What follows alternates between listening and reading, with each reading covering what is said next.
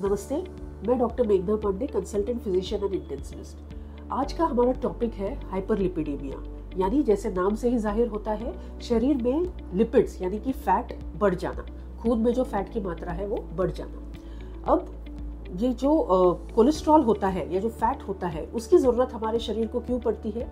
एक तो डाइजेशन के लिए कोलेस्ट्रॉल की ज़रूरत पड़ती है और दूसरा हार्मोन्स बनाने के लिए, हार्मोन सिंथेसिस के लिए कोलेस्ट्रॉल की ज़रूरत पड़ती है। अब इतना जो कोलेस्ट्रॉल है जिसकी ज़रूरत है हमारे शरीर को, वो तो लिवर खुद ब खुद बना लेता है। तो हम खाने के माध्यम से जो भी एक्स्ट्रा फैट खाते हैं वो सब का सब एक्स्ट्रा होता है और ये जाके शरीर में फैट या कोलेस्ट्रॉल बढ़ाता है। तो कोलेस्ट्रॉल भी है जो है वो दो टाइप का होता है, एक है गुड कोलेस्ट्रॉल और एक है बैड कोलेस्ट्रॉल। गुड कोलेस्ट्रॉल यानी HDL यानी हाई डेंसिटी लाइपोप्रोटीन।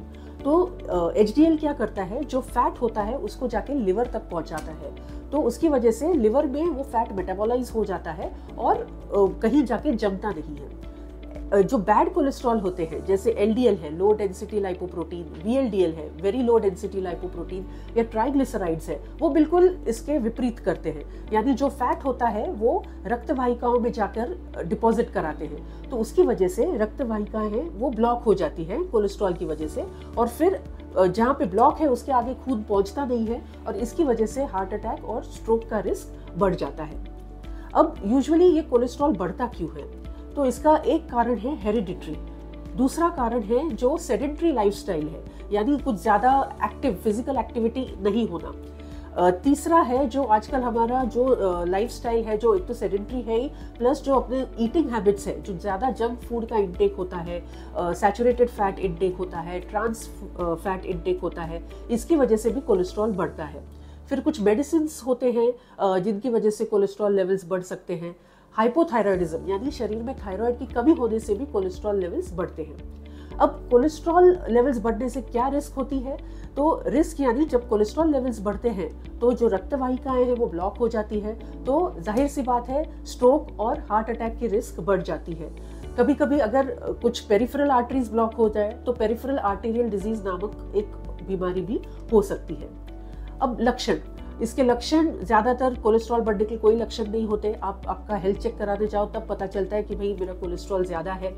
अगर किसी को कुछ कॉम्प्लिकेशन हो रहा हो, यानी कुछ हार्ट में प्रॉब्लम हो रहा हो, कुछ हार्ट के ब्लड वेसल्स में ब्लॉक डेवलप हो रहा हो, तो वो कुछ कंप्लेन कर सकते हैं कि भाई मुझे छाती में दर्द हो रहा है, या सांस लेने में दिक्कत हो रही है, या जबड़े में पेन हो रहा है, लेफ्ट हैंड में पेन हो रहा है, या किसी को लकवा आ सकता है, या अगर कोई पेरिफेरल आर्टरी यानी पैर में मान लो आर्टरी जो सप्लाई करती है अगर वो ब्लॉक हो जाए तो चलते वक्त पैरों में दर्द हो सकता है।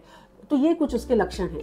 कुछ लोगों को आपने देखा होगा यहाँ पे आईलिड पे कभी कभी कुछ ऐसे फैट डिपॉजिट्स दिखते हैं, वो भी एक हाई कोलेस्ट्रॉल के ये भी एक हाई कोलेस्ट्रॉल का लक्षण है।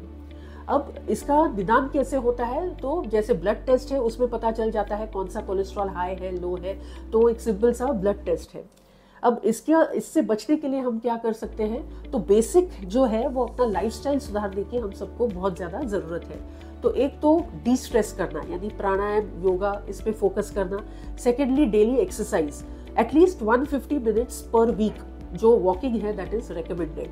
फैट बर्निंग के लिए आप कार्डियो भी ट्राई कर सकते हो, plus strength training, weight training exercises भी कर सकते हो। नेक्स्ट इंपॉर्टेंट थिंग जो है वो है डाइट। तो डाइट में अपने को जो जंक फूड है, ट्रांस फैट है, सैचुरेटेड फैट है, उसको पूरी तरह से अवॉइड करना है। ये एक बहुत ही ज्यादा इंपॉर्टेंट स्टेप है आजकल के रोजमर्रा की जिंदगी में। और अगर ये सब करने के बावजूद अगर कोलेस्ट्रॉल कंट्रोल में नहीं आ रहा है तो फिर कुछ मेडिसिन शुरू करने की जरूरत पड़ सकती है। धन्यवाद।